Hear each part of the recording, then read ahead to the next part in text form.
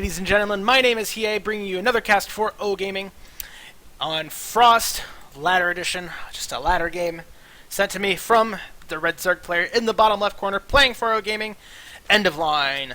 Yay! And his opponent will be the Blue Terran player in the top left corner for Team LGR. It is ZvT. Hey!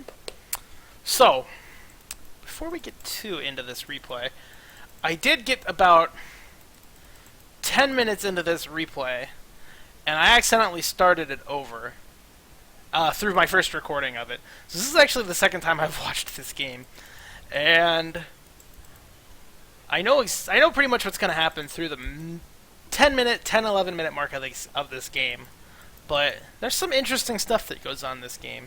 So hopefully you guys will continue to enjoy it as much as I enjoy it. I can watch End of Line play games all day because he's my bro and we're good friends. But Terran player doesn't look like he's going to go for fast racks, or 12 racks rather, 12 racks, 12 gas, or any sort of gasless expansion. Going to probably be going for the CC first.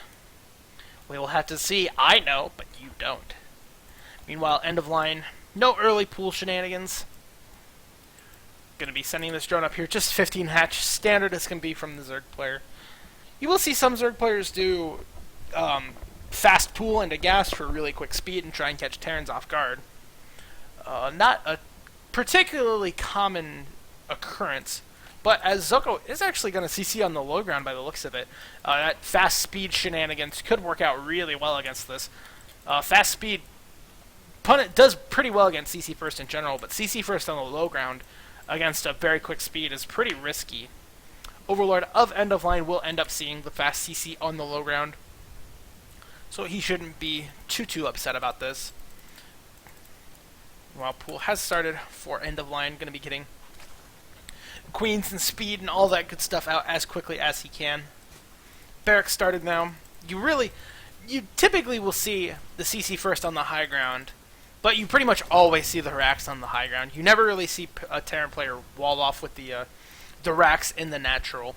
The reason for that is I believe that Terran players want to get an add-on started typically as quickly as they can from this racks.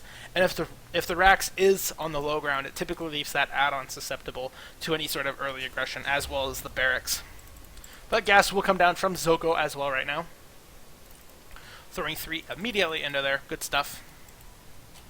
Double orbital should be started here just as quick as ZvT can get it started. Wants to be getting those mules landed just as quick as he possibly can. Queens have started for End of Line. Back at home. 2 wings are out as well. Gonna be looking around. Might just send these right to the tower, and I do believe that's what he's doing, is these links have split up. Yeah, 1 sent there. Where are you? There you are. Other 1 sent to that tower. So as he's already scouted the front, he knows that it's CC first on the low ground. So not a lot of point to just send these things into the natural expansion just to die. End of Line still not adding on any gas. This third hatchery is a little bit far away for a Zerg player to take. So typically getting gas against like a 12-12 is pretty standard, just to be able to ensure that you can get, once your speed finishes, you can send speedlings over to this position and just clear out any Reapers or Hellions or anything that is trying to deny this third hatchery. But as it is a 14cc, no gas is necessary. Is that End of Line sending his queens into the middle of the map? As I said, I already know what these queens are up to. But when I first saw this game, I had actually forgot that End of Line does this a lot against CC first. He will bring a drone forward, start a hatchery, cancel it, and drop 2 creep tumors here, and then morph a spine with this drone. And at this point, the Terran player can't exactly do a whole lot. Typically, the way that this timing works out is that you have 2 Hellions right now off of a CC first, and 2 Hellions versus 2 queens on a spine just doesn't really work out very well. So this creep is going to get spread pretty quickly here. Meanwhile, Terran has started a starport, and it does look like he might be going for Cloak Banshee, but he is adding on a second factory, so probably going to be transitioning into mech from here. We'll see. We're going to have to see how that ends up going down. Meanwhile, third hatch has started for the Zerg player in the further back position. You usually see Zerg players take this position over this position as their third, just because Zerg wants to expand away from the Terran player, particularly with their third. If a Terran player can snipe off the third, it's pretty rough for a Zerg player to come back from that. And if it's further away from the Terran, it's typically a little bit harder for them to get to. But creep spread has started in the middle of the map. This is something that is so darn annoying, because you have creep spread at your front door by like the 10-minute mark when something like this happens, and it makes trying to push out again and do any sort of aggression to a Zerg player just nearly impossible. So we'll see what ZvT is going to try and do to be able to negate this, or at least try and clear up some of this. He does have the potential to produce a Raven, though, from this starport with a tech lab, so that could definitely help. Without a Raven, it's just going to take so many scans to clean this up, and it's going to be hardly cost efficient. Excuse me. But with trying to get a Raven, that Raven is 200 gas, and going for mech, you want to bank up as much of that gas as you can, and spend it towards mech units, not so much into one single Raven and then transition. So we'll see what route ZvT is going to take to try and deal with this. Building his third CC in the low ground on the third, this is kind of risky here. If End of Line had gone for any sort of any number of units, he could very easily clean this up. But the Banshee is starting to poke into the natural expansion of End of Line. Cloak has just finished, so he is going to try and work away at the Spore Crawler. I don't know if this is the right decision. I mean, if he can force a cancel on this, this will work out. But it looks like the Spore is going to finish here, and now going to force the Banshee away. If ZvT doesn't control well, he might end up losing it, and he does end up losing it. But the third hatch is getting done. Has he scouted that this creep spread? No, this is the first notice that ZvT has that there's creep spread in the middle of the map, and he cannot be happy about this creep spread in the middle of the map. Trying to get aggressive against half of your end of the map being covered in creep is nearly impossible. But this third CC does look like it is going to end up finishing for ZvT. So at least this third CC didn't end up getting cancelled. But Lair is on the way, as well as 1-1 just about completing here. Macro Hatchery for End of Line is also on the way in the third base. 2 armories coming down, going to be trying to get that +1 up. Not a lot to say here. It's just kind of... It seems like both players have kind of just... Alright, you're going to macro up, I'm going to macro up. Oh, I see you're macroing up, so I'm going to macro up even harder. So End of Line is taking his 4th base now, realizing that he kind of has the ability to get away with this. There's really no way that the Terran player can get out on the map. Yeah, there's one Banshee here and a second one coming and some mines and some tanks, but not a lot that he can do as far as pushing onto this creep. This creep is just right in the face of the Terran player. It makes pushing so hard onto the creep. But he will kind of start cleaning this up. Roaches are into the third base now, forcing an SCV pull, but only 4 of them are here. Not a whole lot of damage can be done by these. Banshee's going to pick off that last queen there, so there don't appear to be any more queens here out on the map to spread creep. Last 2 roaches did end up dying in the third base. Not a whole lot of damage done. Only 1 drone was killed, so negligible at best. But End of Line continuing to expand into the bottom center now. End of Line realizes that with this amount of creep spread, there's not a lot he can die to. He also realizes that the Terran player is going mech by now, so he realizes that the only thing that he can really do is just macro up, and then to a point where he's economically stable, as he does send in a lot of Zerglings in here. Gonna start trading pretty efficiently here. Does pick off 1 tank, is gonna start getting a lot of the SCVs. Hellions do come over, but there's only 4 Hellions here. This is looking kind of scary for ZvT. It does look like he will be able to clean it up, but that engagement going a little bit better. Killing only 4 drones, but if we look in the unit loss tab, that really tells the story. Trading against mech, although this didn't look cost efficient, killing any amount of units from mech is good. Because if we look at the supply, he is up to 124, but his army supply is pretty pathetic. He's got 2 tanks, one of them somewhere, a couple Thors, and only a couple Hellions. So not a whole lot of army here for the blue Terran player. But as I was saying before, End of Line did run his Zerglings forward. The best way to deal with this Terran player right now is to keep him off of this 4th base or this 4th base, and just macro up and take as many bases as he can. More Zerglings are going to run forward, though, and this Thor is kind of out of position. There's only 2 Hellions with it, so the Lings will be able to pick off a Thor pretty cheaply here. Lings trying to run into the 3rd base, but SCVs are pulled, and there are enough Hellions here now to be able to deal with this. And it does look like the Hellions will find the remaining pack of Zerglings and kill those off relatively easily, but 11 Mutas are on the way, and what does the Terran player have as far as anti-air?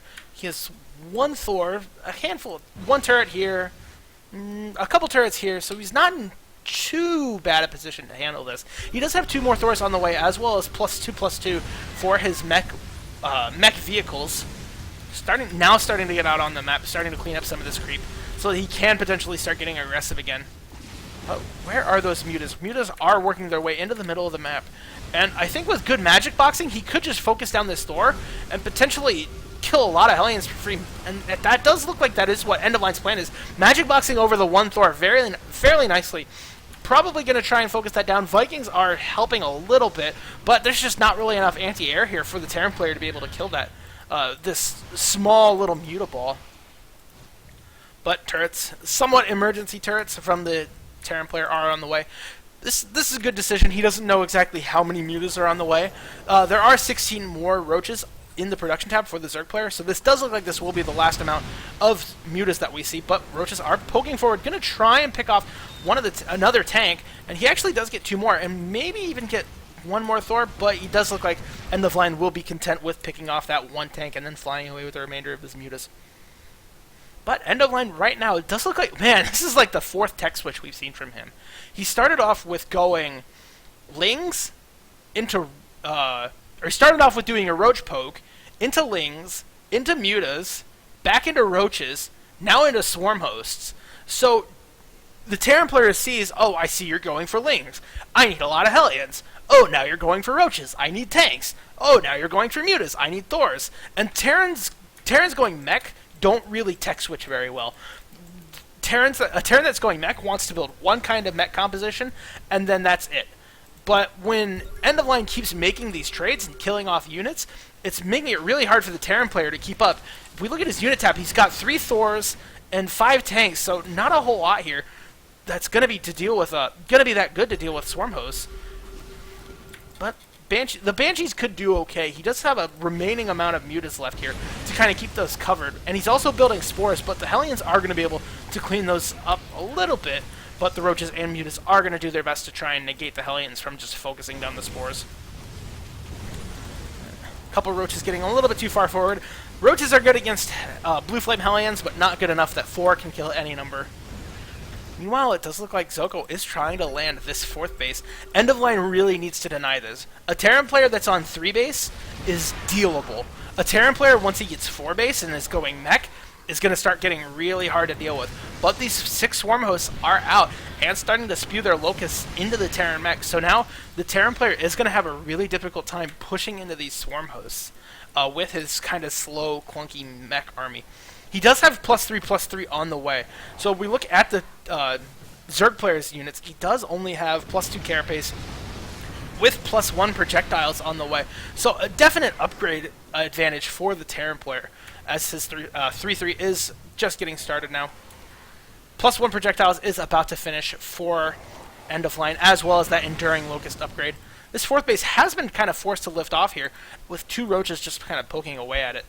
So not killing the 4th CC, but definitely doing enough to keep mining from it. Once the Terran player kind of secures this base and starts mining gas from it, it's pretty rough for a Zerg player to come back. But we will see what the plan is, because ZvT is going to have to start looking to try and get that 4th base going. The 4th base really is the key to a Meching Terran player having success in the mid-late game. He is even starting to run out of minerals in his natural base. His main base is also getting pretty bad as well, as far as the amount of minerals that it has left. 3rd base is, of course, doing pretty fine. Not a lot of SCVs are over here, but he is starting to add in more orbitals. So as he does add on more and more orbitals, he's going to start mining out these 3 bases faster and faster, because the mules do mine at that accelerated rate. But End of Line kind of playing this a little bit like the Turtle Swarm Host ZvT style. Trying to make use of these 4 Mutas that he has left, but not a whole lot that he can do, as there are turrets well placed from the Blue Terran player. Meanwhile, back on the Zerg half of the map, as I said before, he has secured this bottom center map, also mining 3 gases from here. Not mining 3 gas from here, but he does have the geysers. Mining 3 in gas here. And he also has a high finished. So, end of line, it does look like he's prepared to keep tech switching around. I wouldn't be surprised if he did decide to go for a greater spire. Right now, what the swarm hosts are doing is forcing the Meching Terran to build a lot of tanks. And if you can just go into Broodlords, there's not a lot of AA here, mobile AA here to deal with it. There's only 5 Thors and a handful of mutas, or not mutas, excuse me, Widow Mines. So there's not a whole lot that can get directly under the Broodlord army. And that is exactly what we see End of Line doing, taking into that greater spire. So, Banshees, there are a couple swarm hosts over here poking away at this orbital command. Still no mining from this 4th base though, and ZvTO is starting to really kind of feel the hurt of not having that 3rd base. He still has. Does he even know where the Zerg player is? Oh, he does know. He saw the natural expansion. Some roaches are starting to do some damage over here, but only going to be able to poke away at a couple of supply depots. From now, it feels like, from this position, it feels like End of Line's plan is kind of to switch out of that kind of ground-based army of roaches.